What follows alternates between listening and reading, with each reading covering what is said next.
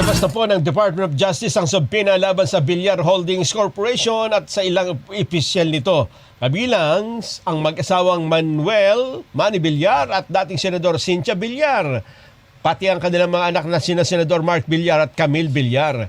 Kaugnay daw po ito ng reklamong isinampan ng Securities and Exchange Commission na may kinalaman sa market manipulation, insider trading at mapanlinlang na pahayag sa publiko. Ayon kay DOJ spokesperson Attorney Polo Martinez, isa sa ilalim sa preliminary investigation ang mga nasasangkot upang mabigyan ng sapat na pagkakataong maipaliwanag at maipagtanggol ang kanilang panig.